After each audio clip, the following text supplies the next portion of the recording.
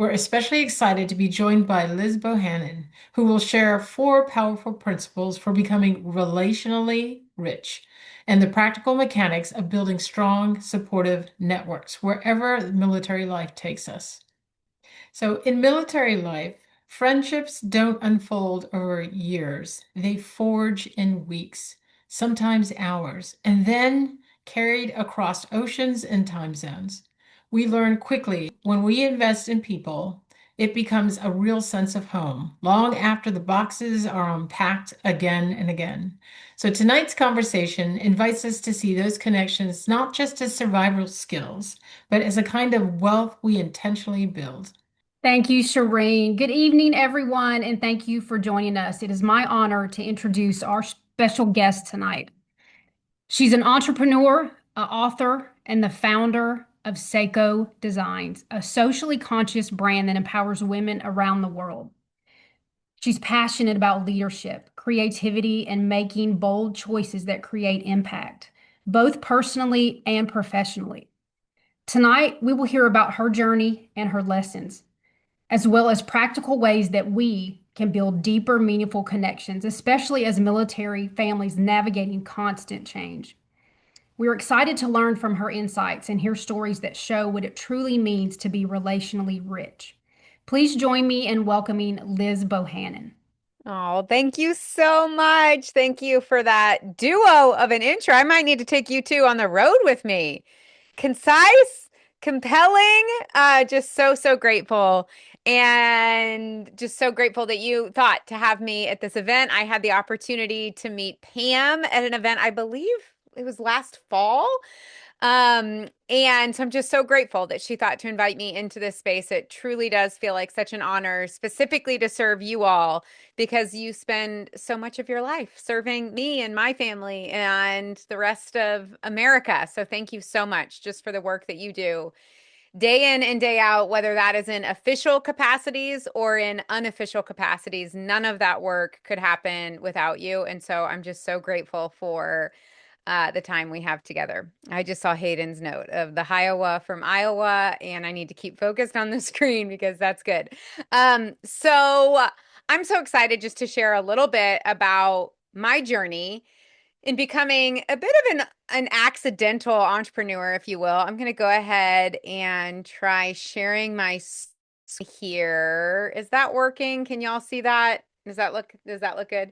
Of being an accidental entrepreneur, showing up and going on a ride that I didn't necessarily see coming. And so if you'd be willing to kind of travel back in time with me a little bit, I'm going to take you back to really the beginning of my life as an adult and the beginning of adulthood. I had just graduated from the University of Missouri with a degree in journalism. And I can't see the comments anymore now that I'm sharing my screen. Otherwise, I would absolutely ask if we have any Mizzou grads in the audience. I'm still going to ask. I just won't be able to see right away if anybody answers. So I'd studied journalism, and I'm a millennial. I don't know if we have any other millennials in the room, but if you're a millennial, go ahead and drop a chat. And so I feel like I really was the first generation who kind of got this message. They got this message very loud and clear that if you wanted to make a difference in the world and you wanted to do something that mattered, you had to kind of start with some sort of big dream or big idea or like big belief that you could kind of change the world. And I remember being in school and being a student and feeling this sense of like, I have a thing I'm really interested in. And for me, I was specifically interested in women and girls living all across the globe and specifically in environments of extreme poverty, defined by living on less than $2 a day, and how economic factors, lack of access to education, civil instability, all of these things were specifically impacting women and girls. But I certainly didn't have any like big dreams or big ideas. I mean, like I didn't know much. I just was like a kid who had grown up in the suburbs of the Midwest. And so I remember thinking, getting kind of maybe frustrated or a little bit demoralized. And it was like, okay, everybody's telling me to like dream big and go change the world. But I don't even know where to start. And then I graduated and adulthood came and I had to start paying all of my bills. And I was like, okay, well, I need a job. That's what I need actually right now is what I really need is a job. And so I applied to over 100 jobs. It was in the height of the 2008 recession and took the best job that I got. I wasn't offered very many, maybe only one. I don't know, might have had a handful of interviews, but the pickings were pretty slim. We're going to say that. And I got this job at this corporate communications firm in St. Louis, my hometown. And I'm sitting in my little cubicle. I'm probably 2 months into my job at this point, and I'm doing some work for a client when all of a sudden I have this kind of come to Jesus aha moment. And the come to Jesus aha moment was this. It was, I say I care about the reality facing billions, hundreds of millions at least, women and girls across the globe. And that's a big issue, global gender inequality and all of the things that I mentioned. I say that I care about that. And yet, I don't actually have one friend. I don't have one real relationship with a woman who had grown up in that environment or had faced those kind of challenges. And I'm sitting there at my desk, this little cubicle, when all of a sudden I'm realizing there's kind of this delta between like what I say I'm passionate about, what I say I care about, which is this big global issue, and then just my life, like my actual little, relatively small life, how I spend my time, how I spend my energy, what my community looks like, who my friends are. And so I realized there's this delta, there's this gap between what I say I'm passionate about, what I say I'm about, and then my actual life. And I felt pretty uncomfortable with that gap. And I started thinking, my next thought was, well, how would I close that gap? How do I close this gap between what I say I care about and my actual, just like day-to-day life? And then my next thought was, well, technically speaking, you would just need one friend. If you had one friend, if you knew one person who grew up and who was impacted by these big issues that you said you care about, technically you would close the gap. And that idea that I could technically close the gap with only one friend was actually very motivating and inspiring to me. And what started happening in that moment is I actually, really for the first time, I think in my little millennial life, I gave myself permission not to dream big, but actually to dream small, to dream really, really small. And I started dreaming about what it would be like and what it would take to go make one friend with one girl who grew up in global extreme poverty. And here's the thing about our small dreams that I feel like people do not, we're not, small dreams need better PR, okay? They need better press because our small dreams may not sound big or fancy or impressive to anybody else like big dreams do. I give you that. But our small dreams also typically don't require a ton of resources. They don't require $1 million budget. They don't require a board of directors to give us approval. We don't need something to go viral on TikTok or Instagram. Typically, we don't need 20 years of education or experience. All of these things you don't really need. Typically, the only thing that keeps us from taking our small dreams seriously and actually investing in them and prioritizing them and resourcing them is actually just us.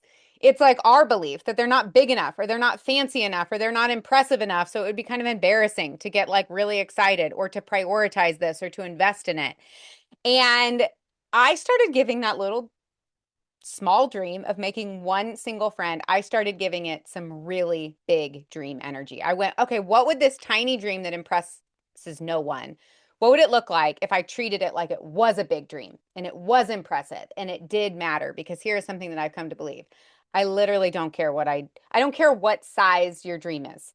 That is so irrelevant. Size does not matter. Okay. You heard me say it here officially on a Zoom call. Size doesn't matter. Okay. If you have a dream and it matters to you, then it matters. Then it matters and it deserves to be prioritized. It deserves to be resourced. It deserves some risk. It deserves some effort. And so I was like, well, what would I do if this was a big dream? And I started treating that small dream like it was a big dream. I ended up quitting my job. I put in my 2 weeks notice, told my boss I was moving to East Africa, spent my entire life savings, which admittedly at the time was, sub $1,000 on a one-way plane ticket to Uganda, where I was determined to go and to make one single friend. I started giving that big dream, that little dream, some really big dream energy. Now you can imagine when I came home that night and I told my parents that I was moving to Africa. I had never really left the United States of America, by the way. And they were like, "You're moving to Uganda? Why?" And I was like, "Mom and Dad, I'm going to make a friend." And they were just like, "Oh, sweetie, couldn't you just try, joining a running club like your sister?" But what pluckies know is that our small dreams, resourced and taken seriously, actually have an amazing ability to launch us out of waiting and into a state of actually doing and creating and trying. And so I showed up in Uganda with a goal of doing just that, just making friends, building community, and building relationships. And I ended up meeting a group of young women, very academically gifted young women who were in between high school and university. And they tested into college, but they couldn't afford to go. And so they were going back home to their villages for this 9-month gap between high school and college, and were facing a ton of social pressure to get married, to start having kids, to not continue on and go to university, even though they were the top 5% of female scholars in the entire country. And so I tried a whole host of things. I was like, this is crazy. Like, top 5% of female scholars in the country, and they're not going to go to college, even though they're equipped, they test in. They're just not going to go because they can't find a job for this 9-month gap. And so I tried all sorts of different things to keep these young women together, living in community with one another and earning an income so that they could go to college. Tried to start a chicken farm. That failed very miserably. And I ended up designing a pair of sandals and prototyped out these sandals. I had no background or interest in fashion, but found some leather and some rubber and some fabric and some sewing machines and prototyped these out. And then went to the school and sat down with these 3 young women, Mary, Mercy, and Rebecca. And I taught them how to make these sandals. And I was like, "Okay, girls, here's the deal. If you make these sandals for the next 9 months, I promise that you will go to college in the fall." And they were like, "Okay." And I was like, "Okay." And then we made sandals underneath this mango tree on the high school campus until I had several hundred pairs of sandals that I fit into several suitcases and carried with me back to the United States, which I now know is a very illegal way to import goods for sale into the United States. Okay. Little thing called duties, taxes, tariffs. Your girl was blissfully unaware of all of that.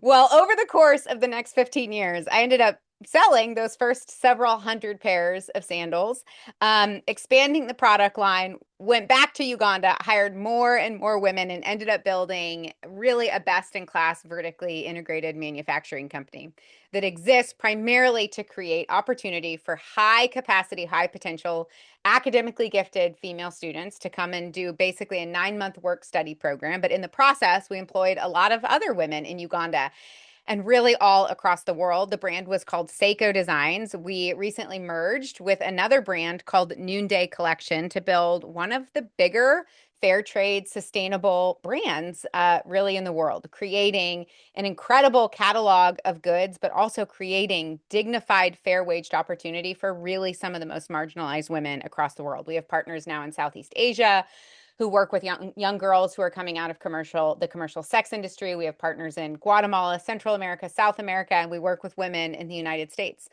to partner with them to grow the brand as well. And so I spent the first really 15 years. I went from my first 20 years, had never left the United States before. And then I spent the next 15 years really living and working and building partnerships and companies and teams on almost every single continent across the globe. And I know I am in the presence of some folks who have done some serious global travels as well. And so this probably is going to resonate with you. That one of my recognitions or one of my real moments of observation was, oh my gosh, there's so much that I thought was just a normal, inevitable part of being a human that now I can see is actually just the rules of my own world, my own country, my own subculture. And one of those for me was kind of this understanding around community connection and relational health and really relational wealth, When I moved to Uganda, I was very struck by the economic poverty that I experienced, that I'm sure some of you have experienced as well.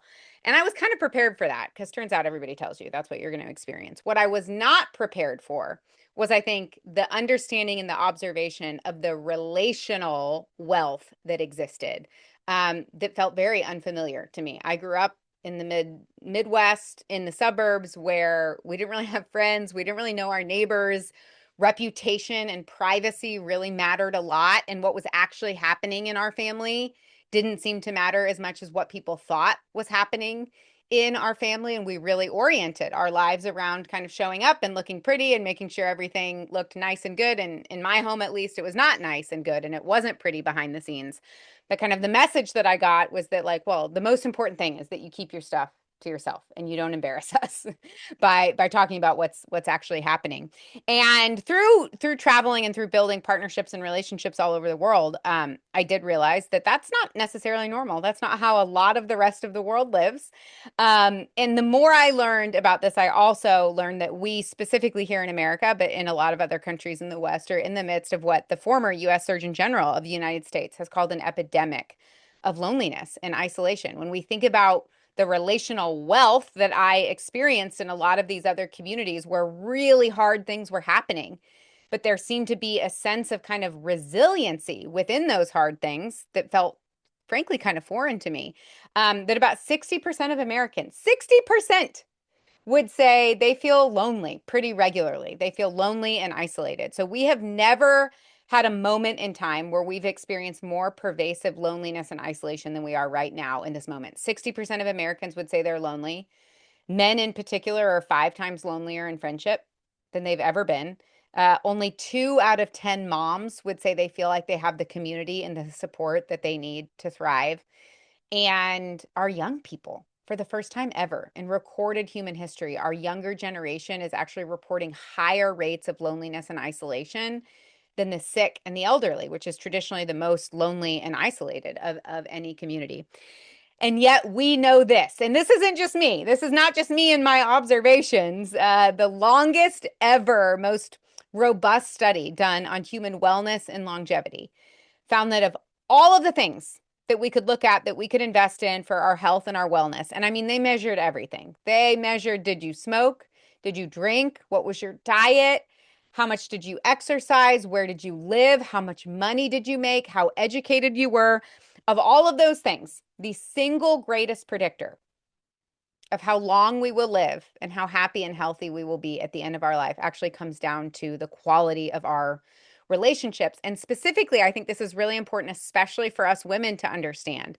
Those relationships actually have to extend outside of our nuclear family in order for us to start really achieving the full benefits of that relational wealth. Our nuclear family, in a lot of ways, is actually kind of more of an extension of the me than of the we. And we face, obviously, a lot of pressure to support and to protect and to care for our families.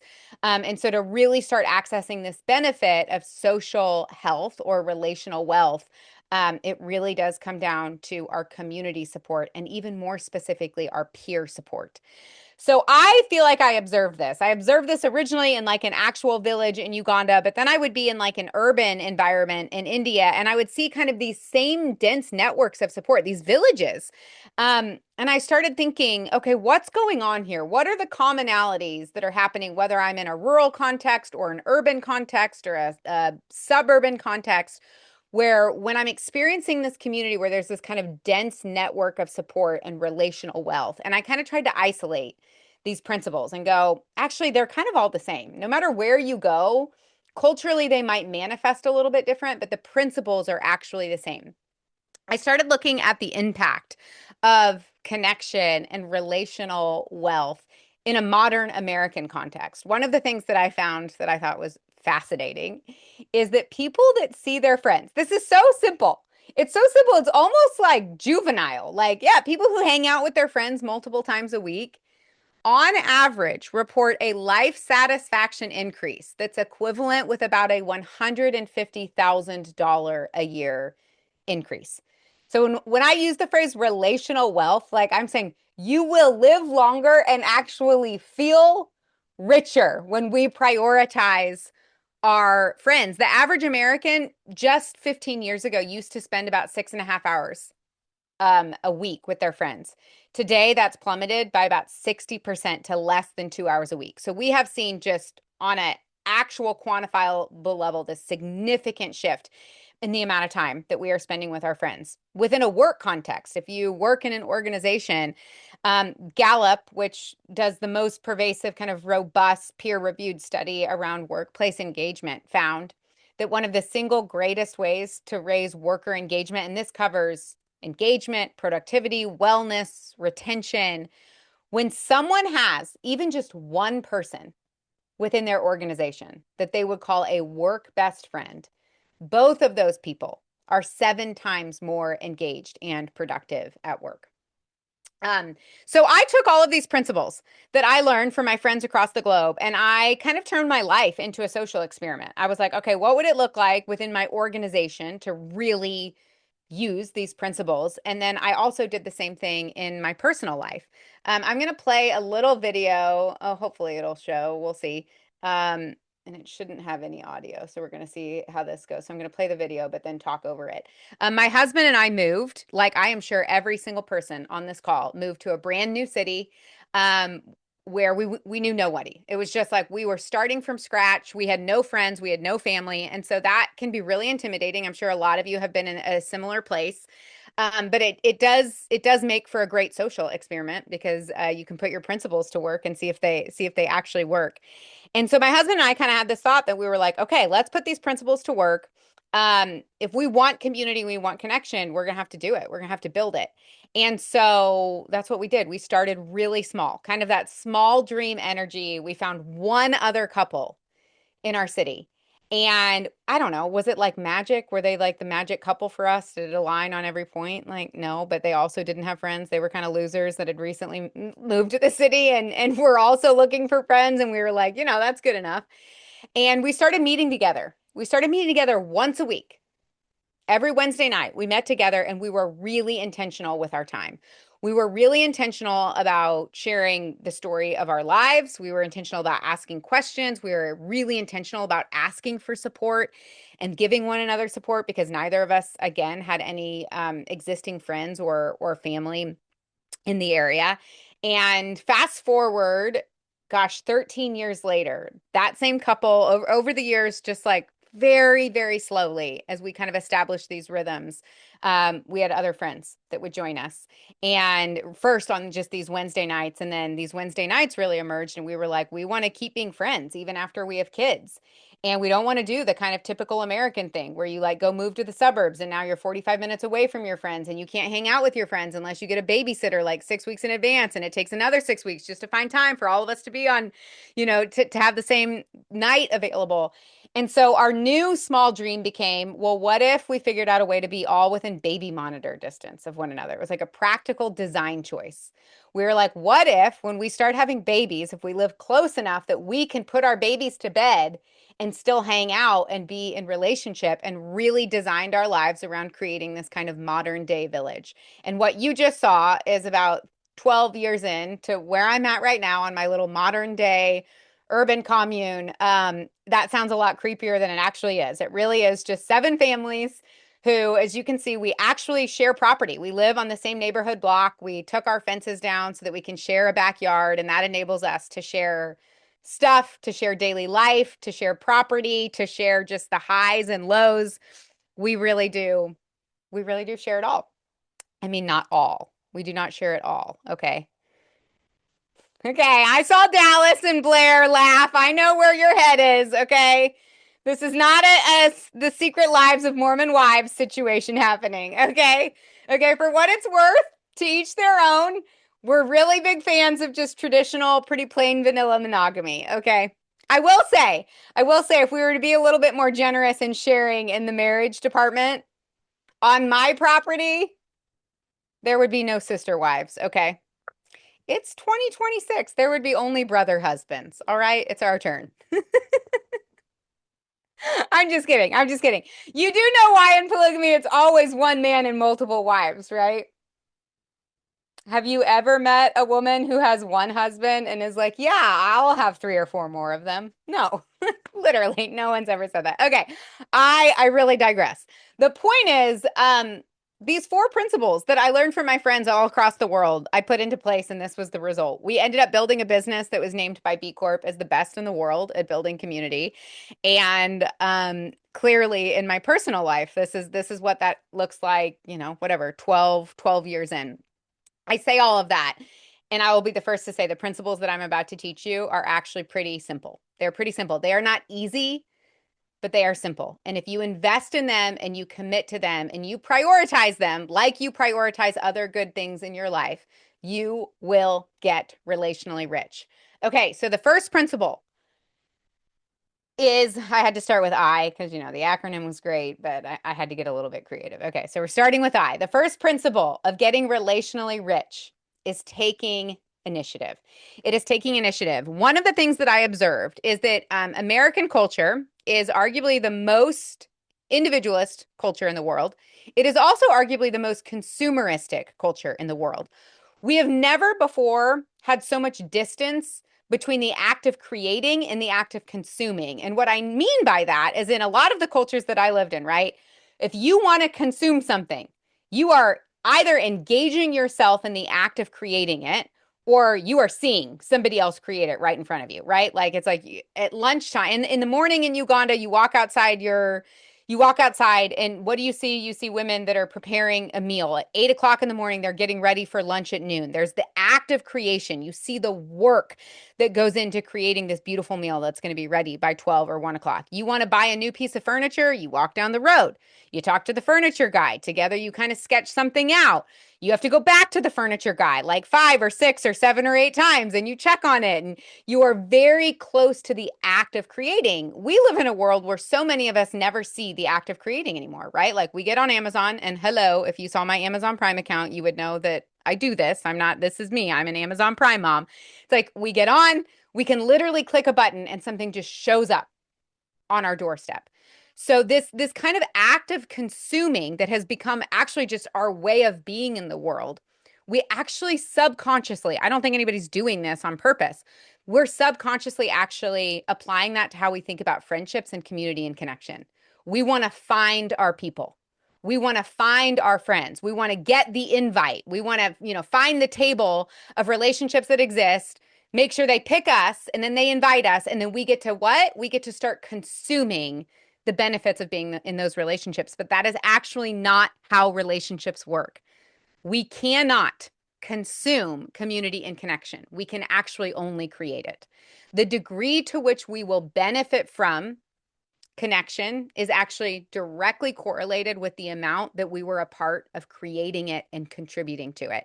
And so I want us to start thinking about building our relational wealth like we think about getting physically in shape, or like we think about building our financial wealth. There's like no part of us that just thinks we won't have to do anything and we'll get in shape, that will like think positive thoughts, or will like long to be physically fit, and that will happen. We actually know that if we want to get in shape, we have to change our behavior. And we have to invest ahead of our results, right? If you were like, hey, I've got a goal to really increase my muscle mass this year and drop 10 pounds. And I'm like, girl, that's awesome. Like, when are you going to start working out? And you're like, yeah, I'm going to start going to the gym after I get shredded and lose 10 pounds. And you would be like, oh, sweet girl, that's not how that works. Like, you're going to have to go work out for kind of a long time before you're going to start feeling the impacts of relationship. But in America, we have this sense that we want to meet somebody, we want to jive, we want to experience the benefits, and then we'll commit to it. And we've got that wrong. We actually have to commit ahead of the results. We have to assume we're going to have to invest in these relationships for kind of a long time before we're going to start seeing the impact and getting to reap the benefits of it. Next up, we have rhythms. R stands for rhythms and habits. These are reoccurring events on our calendar. Oftentimes when we think about getting relationally wealthier, a lot of us can kind of go, okay, I just have to like start saying yes to a bunch of random stuff. It's kind of like a spray and pray methodology, right? Like, I don't know, just like start texting random people, or like, I don't know, hope this goes well. And that's fine. You'll eventually get there probably, but your fastest path to getting results is actually going to be to invest in one rhythm or habit. And it needs to be a regularly occurring rhythm. If it is not dated and it's not on your calendar as a reoccurring event, it's going to take you a lot longer to create it. And so that can seem kind of intimidating, right? Because you're, instead of like, hey girl, do you want to go to coffee? You're like, hey, do you want to start meeting once a week for a drink on Wednesday nights? Or instead of a one-off, do you want to go get a drink? You're like, hey, do you want to start a book club and we're actually going to meet twice a month? That can feel really intimidating, but it is actually such a faster, more reliable path towards getting these reps in and to kind of creating this container. Otherwise, you're probably going to feel frustrated because you're just like, I feel like I'm being social and I'm saying yes to all of these things. And you're busier than ever. You're filling your calendar, but you're not actually getting the depth that you're longing for. So I want you to pick one thing, one habit or rhythm that you can invest in with a high degree of commitment, and give yourself an amount of time. I don't know what it's going to be for you. Maybe it's 3 months, maybe it's 6 months, maybe it's a year that you're saying, I'm not going to quit until, whatever deadline that you've given yourself, because we want to change kind of our mentality into a real investment mentality. Like we would think about growing our wealth portfolio. Next up, what do we do with that time? We've created this time. We're committed to it. We're carving out time for it. What do we do with it? This is where our communication skills, our in real life communication skills, are going to come in handy. And there's two really important things here. The first is, we just have to ask better questions. In America, we just don't ask very interesting, good questions. And I have a theory of why. But before I tell you why I think we don't ask questions, I'm going to tell you one of my favorite tools for building relational wealth is go buy a conversation question card deck. You don't have to be the most creative person in the world who has great questions. I study journalism. I am literally kind of a professional question asker. And even still, I'm like, I'm tired. I don't know how to ask a great question, or like, I ran out of all my good ones. I have bought so many decks of cards. I have one that I use for my family. I have a marriage deck that I use. I have one that I use when I'm in a friend situation. And it's just a really easy kind of no-brainer way. You're going to feel dorky and it's going to feel kind of forced and it's going to feel a little bit cheesy, but literally the secret to building relational wealth is getting over yourself and being willing to feel a little forced or a little cheesy or, a little try hard, and get your card decks out and start asking more meaningful, deeper questions that are going to get you from that surface level kind of fluff to the deeper meat of what's actually going on in your life. The reason that I think Americans don't ask great questions is because we are actually really terrified of conflict. We're really afraid of conflict. In real life, we love conflict on the internet. Okay, we love conflict in a comment section when we can hide behind a screen name. And then in real life, we're terrified of it. And we're terrified of it because we have a wrong belief about the role of conflict in relationship. We think that conflict will break relationships. It's going to rupture the relationship. So I don't want to ask a question that might offend you, or ask a question that's too deep. And if you actually give me an answer and I feel offended by it, I'm not going to know what to do with that. We are so afraid of the rupture in relationship. What we actually have to understand is that relationships are like muscles. And that actually, when your muscles break down, when you work out, when you go lift heavy weights, your muscles are literally kind of breaking apart. And then the recovery process is when those muscles grow back together. And that is actually what is making your relationship stronger. We just haven't really been taught how to do the rupture and repair cycle in relationship very well. And that's why we're so afraid of it. And it's leading us to these kind of shallow relationships where we may have relationships and we feel lonely, even though we're surrounded by people, because we actually don't have these kind of dense, trusting relationships that we know when we experience some sort of rupture, we actually have the tools to get through it, and not just get through it, but be stronger on the other side of it. The good news is we can absolutely solve this. Again, none of this is rocket science. It's just intentionality. There's literally a 4-step process for how to have a hard conversation and how to do that in a way that's going to lead to greater understanding, greater intimacy, and greater trust. Here's a QR code. I will send it to you for free, or you can screenshot this. I don't care. This will be one of the single greatest tools that you will have in your relational wealth toolbox. I use this in my marriage. I use this with my children. I use this in the workplace, and I use this in my community and with my friends. And if you can learn how to do this and you can bring other people into this way of communicating, again, this will be one of the single greatest investments that you make. I know we're running short on time. H, last but not least, H stands for help.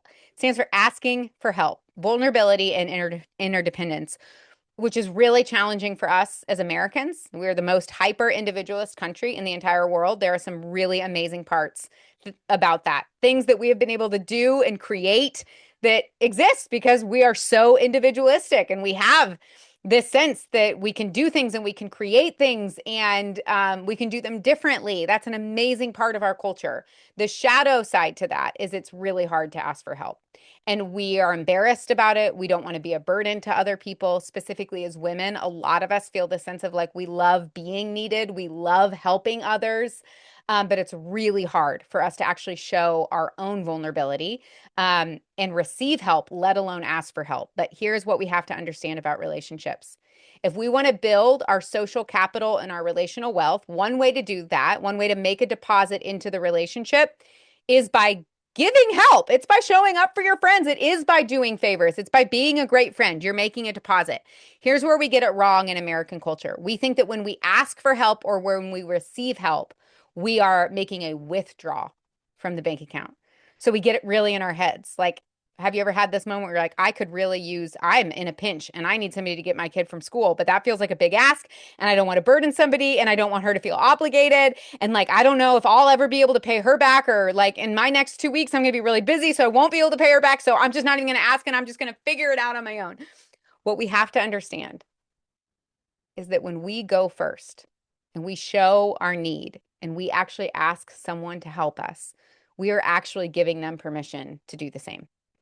The only way, the fastest way to become a 3 a.m. friend, if you will, which is in our community, the language that we have for our friendships is like, we want to be 3 a.m. friends. We want to be friends that someone, when they're in need at 3 a.m., will pick up the phone and call us. If you want to be a 3 a.m. friend to somebody else, the fastest path towards doing that is actually place a phone call at 3 a.m. Make the call, go first, lead with vulnerability and interdependence. And that is actually going to create a subculture where people go, oh, we're allowed to do that. That's a thing that we do in our group, is that we ask for help. And my gosh, let's ask for help before we absolutely need it and have exhausted every other option. Okay. And we actually have the ability to intentionally create these subcultures where we get to write the rules. I mean, how amazing is that? We're adults. We get to write the rules for how we're going to be in relationship with one another and what these subcultures are going to be. When we share our joy, it multiplies. And when we share our burdens, the weight divides. Somebody much more famous and inspiring than me once said, ducks fly together. And that is how I'm landing the plane here today. All right. Thank you all so much. Wow. That went by really fast to me. I don't know how you all experience that, but I think our time is up and I'm excited to hear from you now, right? We get to do some Q&A. Is that right? Okay, great. Great.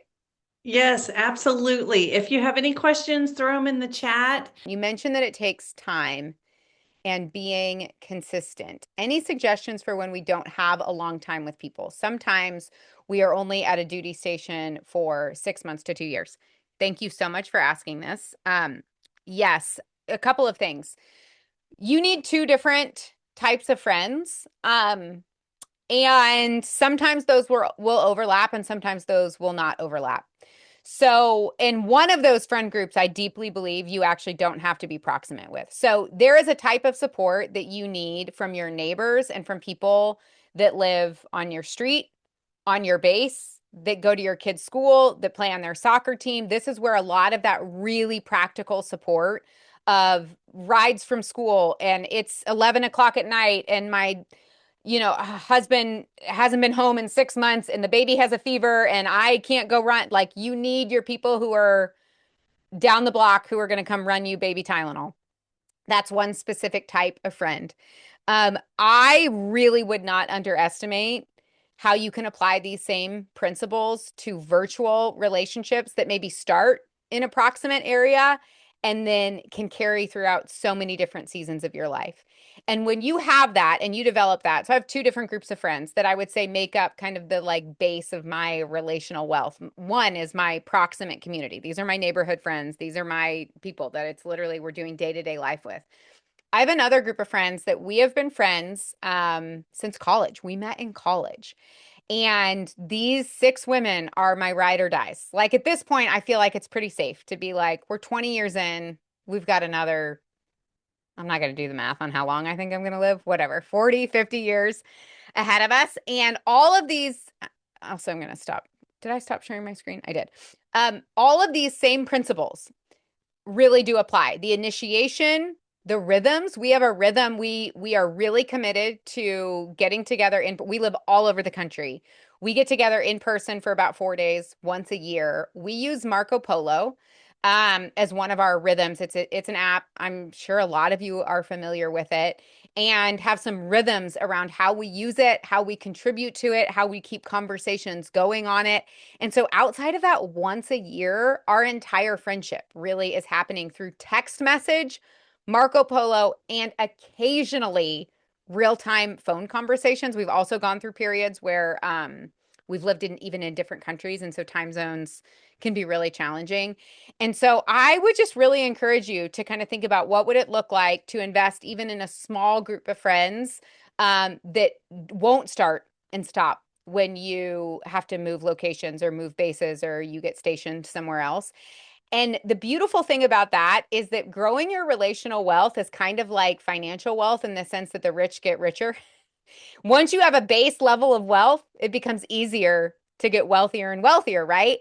And relational wealth is really similar to that. Once you have, honestly, the impact, the greatest impact that you're going to make in your relational wealth is going from having 0 best friends to 1 best friend. You have 1 person that you feel like knows you, gets you, you're consistent, you're committed, you know you can ask each other for help, you can tell the whole truth of your life. It actually does create this sense of kind of confidence and attachment that then going out and making these other friend groups and investing in these other relationships actually becomes easier and easier. And so I would really encourage you to apply these principles to those proximate places that you are, but then also really think about what does it look like to co-create some relationships that really will stand the test of time, regardless of where you live and what your kind of external location looks like. Do you have a good place to find conversation cards? Yes. There's a couple different, I have some even on my desk. So one of my favorites actually is if you just Google the 36 questions to fall in love. There were these 2 psychologists back in the 90s that came up with these 36 questions that kind of increase in intimacy. And they were originally kind of created out of this experiment that if more out of romantic love, but I think there's nothing about them that don't make them great for friendships. And so I keep a copy of the 36 questions to fall in love on my phone. And when I'm out with my girlfriends or we're on a trip and I'm kind of feeling like we're falling into the conversation rut where it's like, wow, it's been 2 hours and we're kind of talking about like sleep schedules and, and competitive sports things. And I'm going like, okay, we got to stop. We got to stop. I'll pull it out. And then I'll ask somebody pick a number 1 through 36. Somebody will ask one of those questions. And then we'll all go around the table and answer the same question. Esther Perel has one. She's a famous psychologist or counselor. I actually don't know. She has one called Where Should We Begin? These are kind of a mix between really fun ones for friends. There's also a whole section they get really spicy. So heads up on that one. There's another brand called Talking Point. And they have all different ones for kind of families, for teams, for friends. So lots of options. You can just Google it. And honestly, none of it's rocket science. It's kind of more about just like the practice of like going, I'm engaging us in deeper conversation. Here's one way to get started. Sarah said, I have some social anxiety. It's easier for me not to be that involved in my community sometime. Any advice for introverts? I do, Sarah. None of us would have relational wealth without introverts. The introverts bring so much to relationships that there might be certain situations that feel more taxing for you, but there is this notion that extroverts make great friends and they're great community builders and they help grow relational wealth, and introverts are going to struggle with that. And one, I just want to say that is not true. You will bring something to a relationship that actually your extroverted friend is going to struggle with. So one, I just want to say, own that, like own the power and the gift that you are going to bring into every relationship. And I don't know you, and so I don't know what that gift is, but introverts make extraordinary listeners. And oftentimes they've created a life that actually does have a spaciousness to be able to show up and to invest in their friends, that their extrovert counterparts are like, wow, you went off and said yes to everything in God's kingdom. And now you're so overscheduled that you can't even actually be a great, there's all sorts of dynamics. But what I want to say is it might be more challenging to you. But please do not discount how much the people in your life need your energy, not despite the fact that you're an introvert, but actually the way that you are wired is going to bring something really unique and powerful. Our community is about half extroverts and half introverts. And I would say it would not work without the introverts. It just wouldn't. It would actually be a nightmare. And I say that I'm kind of an ambivert. People think that I'm very extroverted. And I'm actually not. I am actually not. I recharge. I love being alone. I love traveling alone. My safe place that I want to go to in times of any sort of stress or anxiety, it always comes. I'm like, I want to be in my silk pajamas in my bed reading a book. That is like my happy place. So one, don't discount the value and the gift that you're going to bring. And then also remember that anxiety and excitement physiologically in our body show up in the same way. So if I can invite you into a little bit reframing how you're experiencing your social anxiety, and instead say, actually, physiologically, what's happening in your body is the same as if you were experiencing an excitement around connecting. And I just invite you to that reframe and to kind of see what happens and what shows up for you. Lastly, and then I will stop running my mouth. I would say pay more attention to what you feel after a social engagement than what you feel before. I think a lot of us, myself included, I very rarely actually want to go do something social on the front side. On the back side, I'm able to more rightly evaluate, like, was that life-giving? Was that energizing? And you get to decide. There's all sorts of ways to build relational wealth. I don't go to parties. I do not do parties unless I know someone needs me to be there to feel loved by me.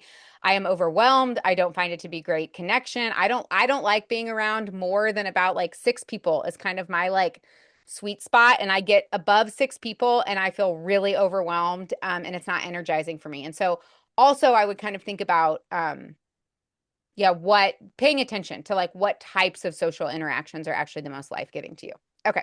That was a long answer, but thank you for asking that. Liz, thank you so much. Coming from an extreme introvert, I appreciate everything that you just said, and your message could not be more timely. But also for this community and the culture amongst the military spouses and members and community here, it's so relevant because we build our lives on those connections that you were talking about.